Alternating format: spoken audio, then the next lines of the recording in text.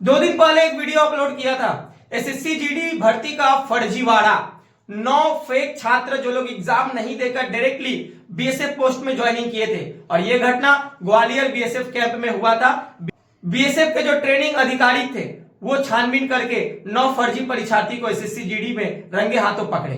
ठीक उसके बाद दोस्तों 2 दिन बाद ही फिर एक ऐसा खबर सामने आ रहा है, एसएससी जीडी परीक्षा में ही फर्जीवाड़ा और इस बार 6 लोगों को पकड़ा गया है। सीआरपीएफ में वो लोग ज्वाइनिंग फेक डोमिसाइल देकर किए हैं। ये घटना झारखंड का है। झारखंड का कौन से सीआरपीएफ कैंप का है डिटेल्स में बताऊंगा और ये 6 कैंडिडेट कौन से राज्य के रहने वाले हैं वो भी बताऊंगा। हमारे साथ फिर से जुड़ चुके हैं एमडी सुल्तान अंसारी सर जी, जो कि एनसीसी ट्रेनर है। हर एक वीडियो में इनके साथ ही बैक टू बैक एक डिस्कशन चलता है जो आप लोगों तक पेश करता हूं। चलिए सर, क्या कहना है? बैक टू बैक हर एक जॉब के प्रोफाइल में ऐसे फर्जीवाड़ा पकड़ा जा रहा है, इसको लेकर क्या कहना है? देखिए, ये सबसे पहला बात तो कहीं ना कहीं मतलब जो सरकार है या सरकार के अधिकारी उसे कहीं ना कहीं चूक हो रहा है। और जो भी बच्चे जो ट्रेनिंग में जा रहे हैं इस तरह का अगर फेक बना कर जाएंगे तो कहीं ना कहीं वो आने वाले समय में किसी भी दूसरे देश के एजेंसी के साथ मिलकर अपना देश का जो खुफिया जानकारी उनको दे सकते हैं। ऐसे लोगों से भी बचना है। ऐसे कैंडिडेट से मैं आगाह करूंगा कि आप लोग अपने काबिलियत पे जाएं, अपने ओरिजिनल डॉक्यूमेंट के हिसाब से जाएं, नहीं तो उसके हिसाब से अगर आप फेक फर्जी पाया जाता है तो आपको जेल जाना निश्चित है। इन पे सख्त देशद्रोह का भी केस अदा करना चाहिए ताकि आने वाले समय में इनको कहीं का ना रखा जाए। ये गलत है ना कि देश के बाद है, ये एजेंसी के बाद। अगर आप किसी के चक्कर में मान लीजिए कोई भी अगर आपको मान लीजिए करोड़ रुपया देगा, बोले चलो मेरे लिए काम करिए, तो आप तो रेडी हो जाएंगे क्योंकि आपको तो पता है कि इससे मुझे बहुत पैसा जो ज्यादा मिला फिर अपने देश से गद्दारी आप लोग करेंगे। तो ये सही नहीं है क्योंकि पूरा हिंदुस्तान, पूरा भारत का बागडोर कंधा जो हमारे मतलब जो वाकई में ऑनेस्टली ईमानदार जो हमारे फौजी हैं, हमारे आर्मी है, एयरफोर्स है और नेवी वाले, उनके दावेदार पे रहता है। तो आप ये समझे कि उनके आप लोग के वजह से वो लोग बदनाम हो रहे हैं। इस तरह करेंगे तो हमारे जो भी बहुत सारे मीडिया कर्मी हैं, आप जब ये उछालेंगे या इन्फॉर्मेशन कहीं विदेश की तरफ जाएगा तो वो लोग समझ जाएंगे कि इनको हराना बहुत आसान है और इनसे कोई भी जानकारी ले सकते हैं ताकि इनको देश को बर्बाद किया जा सके। ये क्षतिग्रस्त होगा हमारे देश के लिए, हमारे मैंने और कुछ नहीं बोल सकते इसके विषय में, बहुत बड़ा बात हो जाएगा। इसीलिए आप लोग जो भी ज्वाइनिंग कर रहे हैं डोमिसाइल अपने राज्य से करें, दूसरे राज्य का फेक डोमिसाइल बना के, और साथ में इनका दोष भी नहीं है, इनका साथ जो मैंने गैंग है जो करवा रहे हैं उनको एकदम डू एंड डाइट के सजा देना चाहिए ताकि पूरा एकदम मीडिया लाइव दिखाना, ताकि किसी को करने से पहले 10 बार सोचे कि वाकई में मैंने हमारा कानून जो है किसी का मोहताज नहीं है, वाकई में ये कर सकता है। अगर स्टार्टिंग हम लोग करना शुरू कर देंगे तो आने वाले समय में बहुत सारे फर्जीवाड़ा बंद हो जाएगा। चलिए थोड़ा सा डिटेल्स आप लोगों को दे दूं। ये जो घटना है झारखंड राज्य का घटना है, ठीक है।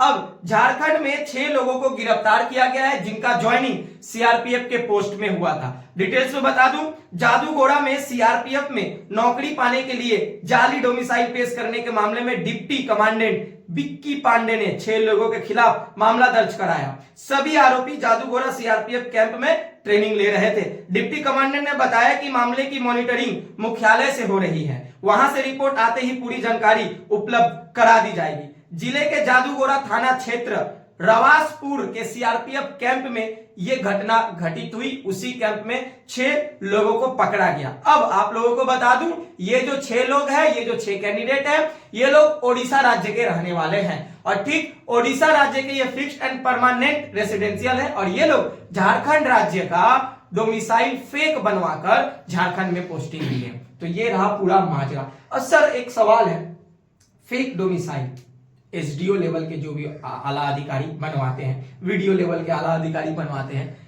इन लोगों का वो थिंकिंग कहां जाता है? यहां तक कि फेक कोई भी चीज बनता है तो उसके लिए तो पैसा का डिमांड होता है। एक एसडीओ लेवल का सैलरी सभी को पता है, हाई रैंक का सैलरी है, क्या उसको अपना उस सैलरी से पेट नहीं पलता है? एसडीओ लेवल को बैठाया जाता है कि कौन सा डुप्लीकेट है कौन सा रियल है, वेरीफाई करके वो अपना स्टैम्प सिग्नेचर करेगा। लेकिन ये एसडीओ लेवल तक के अधिकारी बिक जाते हैं, इसको लेकर क्या कहना? नहीं एसडीओ सर, सारे एसडीओ नहीं बिकते हैं, उनके नीचे के जो अधिकारी हैं, जो क्लर्क है, पियोन है, हेल्पर है, वो लोग बिक जाते हैं। तो लेकिन स्टैम्प और सिग्नेचर किसका रहता है? एक्चुअली क्या ना, उनके पास समय नहीं रहता। ठीक है, ये लोग चेक कर लिए, स्टैम्प मार दिए, सिग्नेचर हो जाता है कि बहुत सारे जब आप पब्लिक डीलिंग करने जाइएगा तो हमने देखा है कि आप लोग देख लेंगे, ठीक है, जब जेन्युइन है उसको पढ़ना पड़ता है, उसके बाद सिग्नेचर करता है। तो ये कहीं ना कहीं वो लोग भी अपने आप को मैंने उसमें बहुत सारे कैजुअल स्टाफ भी रहते हैं, आप समझ लीजिए कैजुअल स्टाफ में बहुत सारे क्लर्क आ जाते हैं, बहुत सारे आपका प्यून भी रहते हैं जो परमानेंट नहीं होते। वो लोग क्या करते हैं, पैसा का लेगा वो फर्जीवाड़ा में जो भी लोग रहते हैं उनके साथ मिलकर ये लोग भी डुप्लीसिटी करने लगते हैं, और स्टाम्प और सिग्नेचर बनाना 2 मिनट का लगा, सर सिग्नेचर कर देते, सर सिग्नेचर कर देते हैं। तो सबसे बड़ी चीज और यहाँ पे भी कि जो डोमिसाइल बनाने जाते हैं वो अधिकारी से मैं निवेदन करूंगा जो जेन्युइन है उनको दीजिए।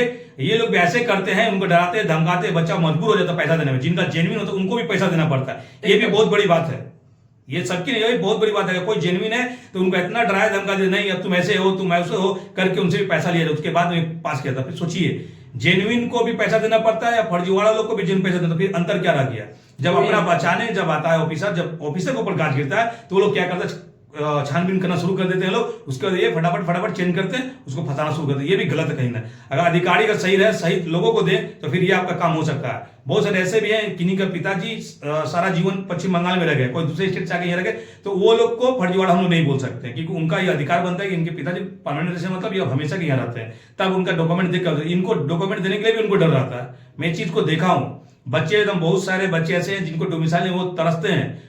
अब मान लीजिए पिताजी कहीं गुम हो गए तो माता का डॉक्यूमेंट बनेगा, क्यों माता अभी तो गवर्नमेंट बोल दिया माता ने तो पिता का, तो माता देते बोलते नहीं पिताजी के लिए करिए। ऐसे कैसे हो सकता भाई, किसी के पिताजी चले गए छोड़ के तो चलेगा, नहीं मान लीजिए चले गए छोड़ के, उनका लापता हो गया तो उनको बोले नहीं डॉक्यूमेंट के लाभ तब बनेगा, ये कैसे हो सकता है। आप तो देखिए पहले वो लड़का जाना है, आप घर पे जाइए, इंक्वायरी कीजिए, उसके बाद दीजिए उनको, उनके लिए उन लोगों को हैरेसमेंट किया जा रहा है, इस तरह का हो रहा है। तो देखिए एक लास्ट सवाल यही रहेगा इस पॉडकास्ट का, हम लोग तो हर एक घटना से जुड़ी कड़ी को पेश कर रहे हैं आप लोगों के सामने, तय तक जाने का कोशिश कर रहे हैं ताकि आप लोगों का आंखें खुले और ये केस जो है दवा का दवा ना रहे। लेकिन अब यहां पर भी एक साफ मामला सामने आ रहा है वैकेंसी कम आने का। ये जो इस तरीके से सीट को यहां पर भी खसकाया जा रहा है, बिना एग्जाम दिए ज्वाइनिंग कराया जा रहा है, तो कहीं ना कहीं यहाँ ये भी साबित हो सक रहा है कि वैकेंसी आने का ये भी एक मेन जड़ है कम आने का। देखिए इसके पहले मैं आपको बार बार बोला हूं कि जहां पे एग्जाम होता है, पहले एग्जाम हॉल में जो पे सीसीटीवी लगा हुआ है, कैमरा में जो बच्चे एग्जाम देते हैं कंप्यूटर पर बैठ के, वो सबसे पहला बात तो सीआरपीएफ, आरपीएफ या आर्मी जो भी है उनको कंट्रोल में दे दीजिए।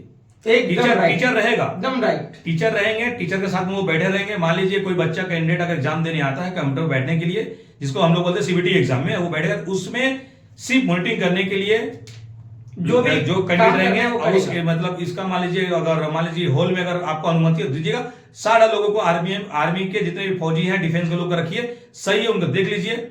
एग्जाम का 2 घंटा पहले अपना चेक इन कर लीजिए, उसके बाद ज्वाइनिंग करने जाते तो हर एक चीज को आप ये कर लीजिए। उसके बाद मुझे फर्जी तो हो नहीं सकता है, कहीं ना कहीं वो कैमरा में नहीं आ पाते हैं या कैमरा बंद कर दिया जाता है, जिसमें वहां पे जाकर मास्टर जी जो भी हैं वहां पे जो सीबीटी एग्जाम में जो हॉल में बैठे हैं उनको कोई टीचर बता दें ये आंसर है, ये होता है, इसी तरह होता है। तो ये चीज को भी देखना होगा कि जिसमें उनका सेंटर पड़ रहा है वो पूरा कंट्रोल जो है उनके हाथ में आना चाहिए, डिफेंस के हाथ में आना चाहिए। वो अंदर में रहेंगे, मॉनिटरिंग के साथ में रहेंगे, कौन बच्चा फेस मिल रहा है कि नहीं मिल रहा है, उसके साथ में काम करेंगे। और जब भी सीबीटी का एग्जाम होता है तो उनके पास 2 पेपर दे, एक उनके पास जमा रहेगा, एक आपके पास जमा रहेगा, ताकि कल के डेट में अगर उनको शक होता है तो वो कागज पीछे निकाल चेक कर सकता है ये बंदा है कि नहीं है। और लाइव जो फोटो चलता है, लाइव हम लोग भी एग्जाम जब बैठते हैं देने के लिए तो उसमें लाइव फोटो आपका दिखाता है, बगल में आपका फोटो रहता है, लाइव में आपका फोटो, जब वो निकलता है तो जब भी तब चेक कर सकते हैं हाँ ये बंदा सेम है, तो फर्जीवाड़ा होने से बच सकता है। मेन फंडा क्या होता है, जो इसका कंट्रोलिंग करता है उसमें भी एडिटिंग करने का चांसेस रहता है, उसमें भी आपको धंधली कर सकते हैं। तो इस चीज से बचने के लिए ऐसा उपकरण इस्तेमाल किया जाए ताकि आगे से फर्जीवाड़ा ना हो सके, क्योंकि देश की बात है और हमारा सुरक्षा का बात है, देश के समाज के बात है, सुरक्षा की बात है। तो ये चीज को ध्यान में रखते हुए इससे भी हार्ड आपको इंक्वायरी करके बच्चों को ये करना। बच्चों लोग अपना जो भी सटीक हो वो डॉक्यूमेंट लेके जाएं, डॉक्यूमेंट के हिसाब से फॉर्म फिलअप करें, नहीं तो फिर आपको सारा जीवन जेल में जाना पड़ेगा और एक दाग लग जाएगा जिससे वजह से आपको सरकारी नौकरी नहीं मिल सकता।